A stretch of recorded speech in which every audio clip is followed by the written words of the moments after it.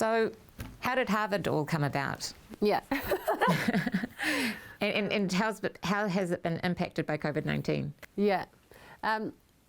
So I'm doing this project with a guy who owns a few of the buildings around Porirua Harbour, which is such a blessing that I've done this project basing my thesis on Porirua Harbour, and then I've kind of like had a hand in some things with the council, and then I meet these private developers, and one who has a very holistic view of what we should be doing.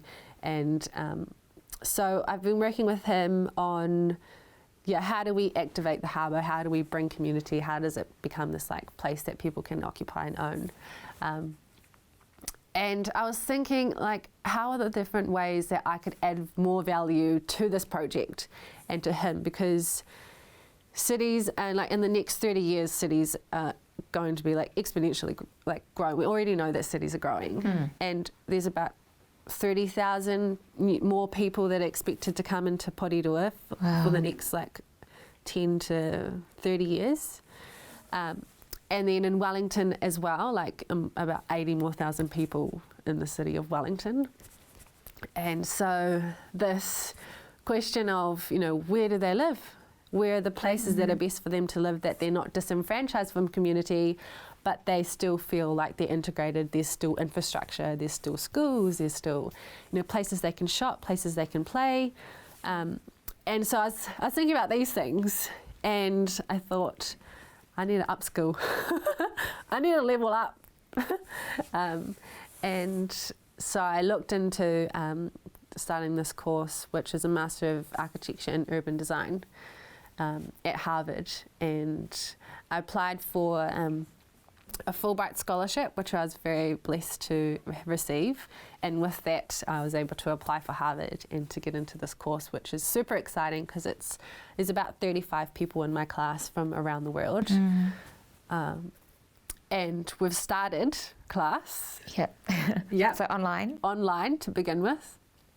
So the first semester is online. And is it available for you whenever you can do it, or like are they teaching live and you have to? So at the moment, the first 2 weeks have been all synchronous classes. So from New Zealand 12 a.m. to about 4 a.m. in the morning. Oh my gosh. So I've changed my clocks to match Beijing time. So I'm running on Beijing time.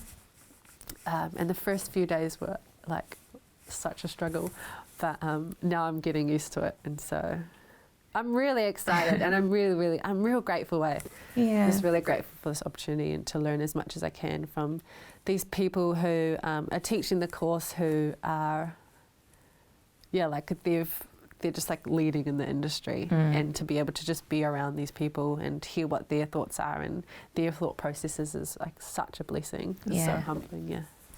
I think it's quite cool that you embarked on this journey because you want to upskill so that you can help take Porirua to the next level.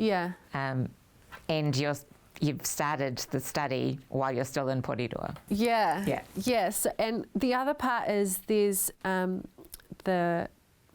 project in Porirua East that's started, which over the next 20 years will evolve like $1.5 billion, and that's for like redevelopment of state houses and new houses.